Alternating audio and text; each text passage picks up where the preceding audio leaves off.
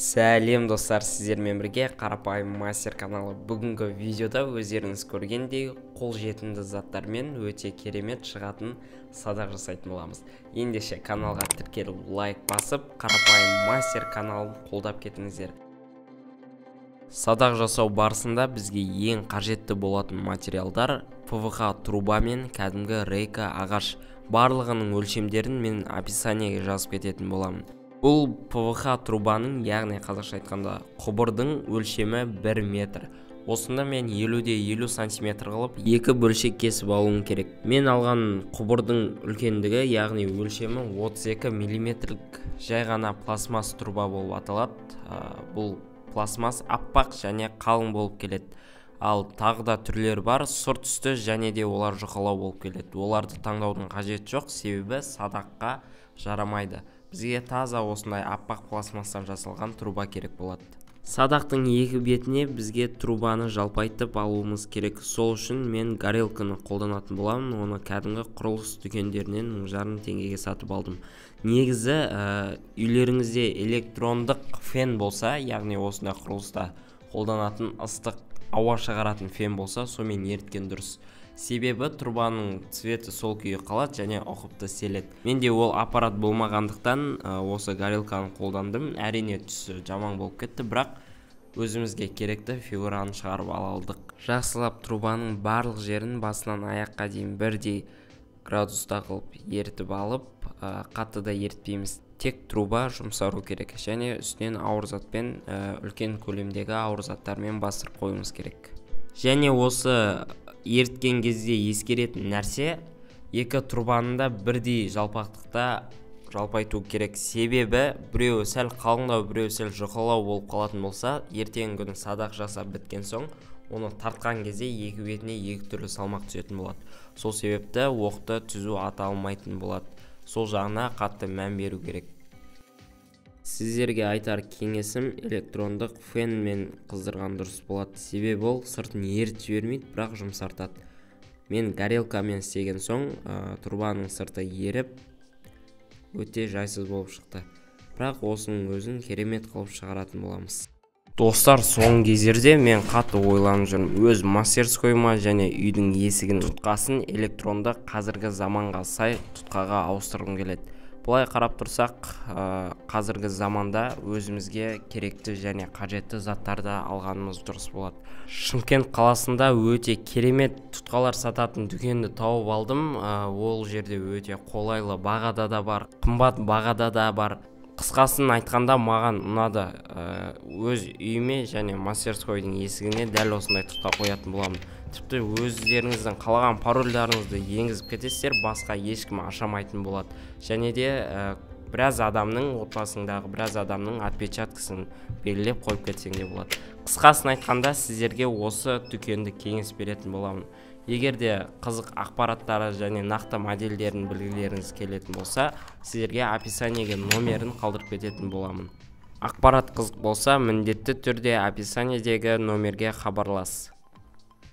Достар, трубаны ерітіп, жабыстырып, біраз уақытқа тегіс жерге үстіне бастырып қойып қатырған соң, бізде дәл осындай болып шығатын болады. Оны майыстырып көрсем өте күші көп болады екен. Садақтың екі қанатында тұратын болса, ол тіптен керемет болатын сияқты.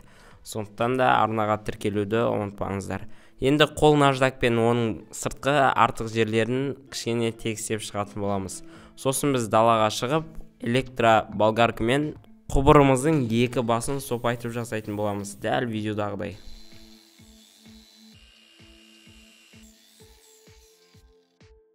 Бұл жері садақтың жіп ілетін тұсы болатын болады. Сондықтан да барынша тегістеп жасауымыз керек. Сіздерге керемет магия көрсетіп жіберейін. Міне, бізде екі бөлігі де дайын. Енді біз бұл бөліктердің арасын қарасақ, трубамыздың арасы әрине жабыспаған, сондықтан да наждактаған қалдықтар, яғни наждактаған кезде пластмастың қалдықтары шыққан. Сол трубаның екі арасына наждактың қалдықтарын қойып, горелкамен ысытып ертіп жіберетін болсақ, ол жердің барлығы желім сияқты түгелдей труба болып ертіліп жабысып кетеді.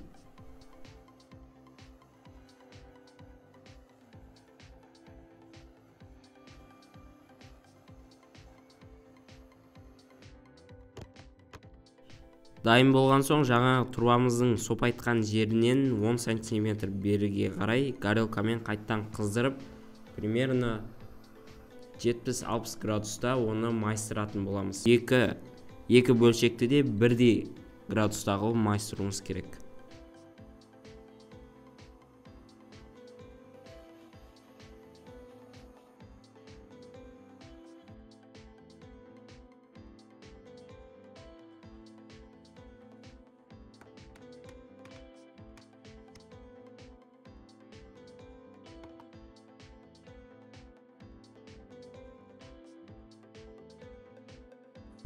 Біз құбырларымызды почти біттік. Енді бізге рейка керек болады. Оны да белгілі бір өлшемде кесіп аламыз да керекті садақтың ортасында тұратын өте қиын бөлшек жасайтын боламыз.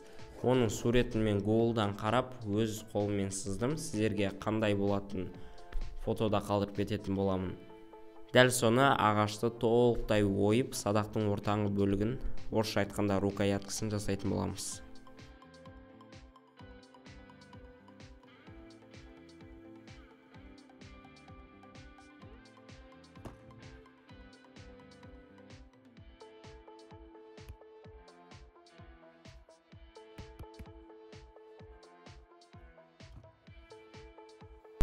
Шынымды айтсам, достар, маған садақ жасау барысында ең қиын болған тұсы осы тұс болды. Себебі лобзик, яғни ағаш кесетін аппаратының өзінің күші жетпеді. Сондықтан да мен болгарканың нар жағын барынша басып тұрып, осы ағаш фигурасын жасадым. Өте біраз уақыт кетті, шамамен 3-4 сағаттай уақыт кетті. Соның ішінде мен бірақ өз ойымдағыдай қылып жасай алдым.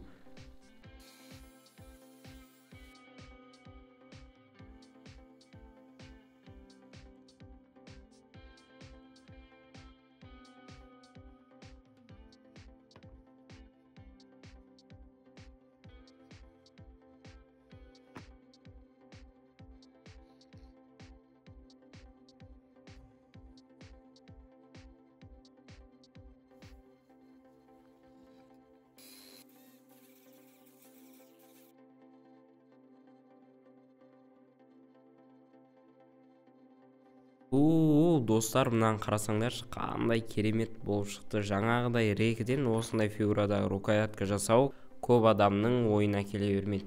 Сондықтан да өзімнің көңілім толды.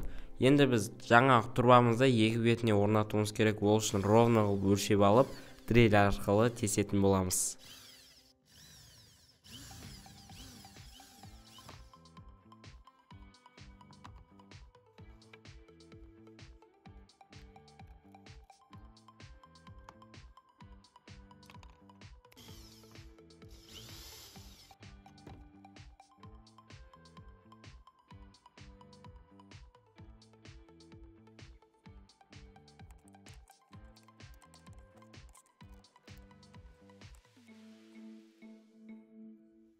Достар, негізінде осы ағаштың екі жағына труба қатырған кезде осы болттардың арасына шайба қою керек болады. Мен уақытша тексеріп көру үшін шайба қоймадым. Мына садақ өзінің көңіліме бара-бара қатты ұнап бара жатыр. Көрінісі өте керемет, кәдімгі спортивный болып көрінеді. Егер де видео ұнап жатса, арнаға тіркеліп лайк басып кетіңіздер, достар. Сіздерден қолдау әрқашан күтетін боламын.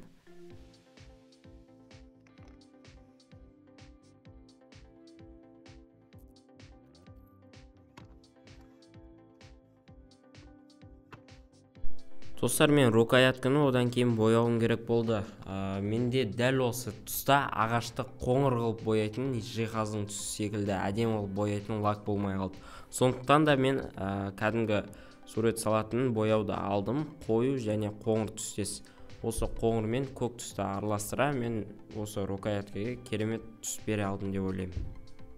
Сіздер де өз қалауларыңызбен әртүрлі түске боясаңыздар болады. Қараға, қызылға, көкке, аққа, ал менің түсім осындай болды.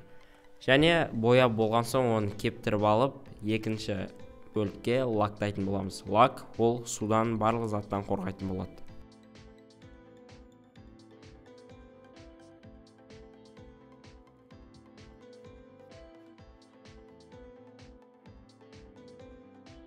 Ағашымызды бояп кептіріп қойдық. Енді біз ол кепкенше екінші жұмысты бітіре берейік. Яғни жаңағы трубамыздың ең ұшын дәл осындай бор машинкамен немесе қол наждагы арқылы жіп ілінетіндей қылып кесіп алуымыз керек. Екі бұрышын кесеміз, дәл видеодағыдай жасауымыз керек.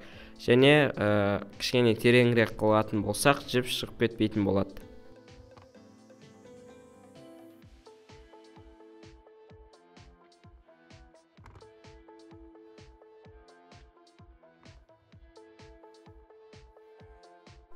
Достар, бояуымыз кепкен соң, оны үстінен лақтауымыз керек. Оны әдемі көрсетеді, жылтырлатып және де судан қорғайтын болады. Сол үшін кәдімгі үйге арналған, ағаштарға арналған лакты құрылыс дүкендерінен сатып алдым да дәл соны бояп шықтым. Сіздер де дәл солай қайталасаңыздар, тіптен керемет болады.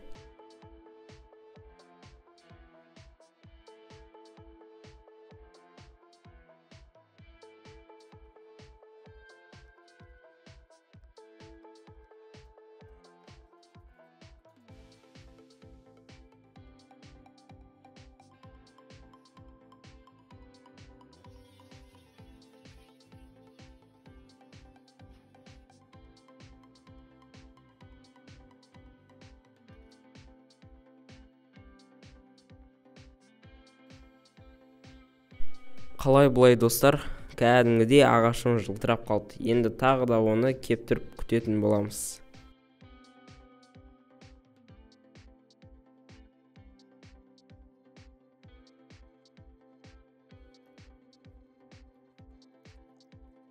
Шамамен менде бір күн бойы тұрды, соңына дейін кепті. Енді біз осы турбаларымыздың сыртын орайтын боламыз, сәндейтін боламыз. Мен майысып тұрған жеріне изолентті орадым, берік болу үшін. Және де оған қатты мата алдым. Қатты болғанда жыртыла бермейтін материал жақсы мата алып, оны әдемілеп орап шықтым. Одан кейін кәдімгідей әдемі көрініп қалды.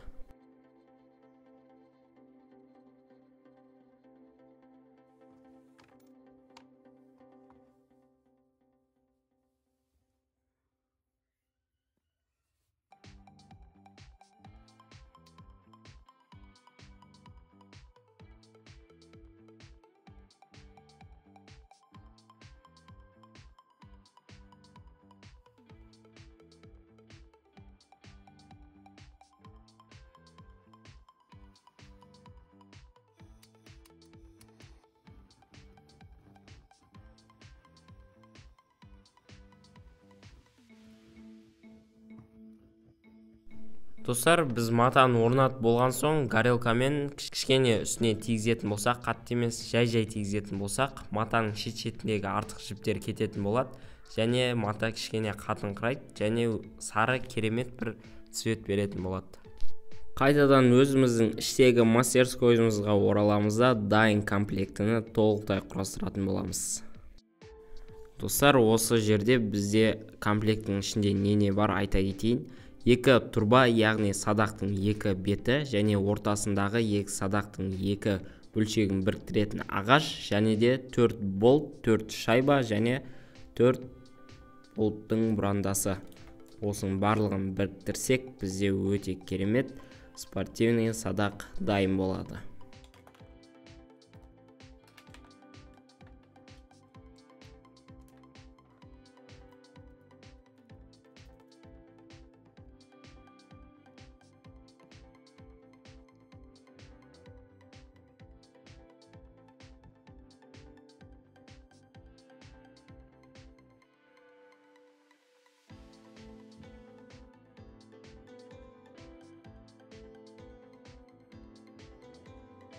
Достар, мұна жұмыс бара-бара маған қатты ұнап бара жатыр. Яғни садақ немесе тағы да келесі видеоларда арбалет соған ұқсайтын заттар жасайтын боламын. Ол үшін тек қана арнаға тіркеліп кетсеңіздер болды.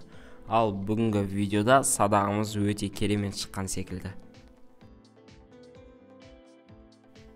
Енді соңғы қадам бізге жіп керек болатын болады. Пресс-жіп немесе осы секілді кез келген жіп керек болады. Және ол жіпті белгілі бір өлшемде кесіп аламыз және екі бетін ілетіндей қылып бір-біріне түйіндеп байлаймыз.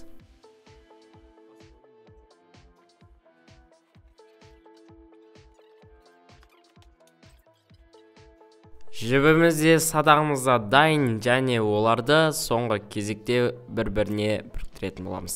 Садақтың ұшына жіпті ілеміз және аяққа дәл мен сияқты қойып тұрып, майыстырып тұрып, екінші бетіне жіптің екінші бөлігін ілетін боламыз.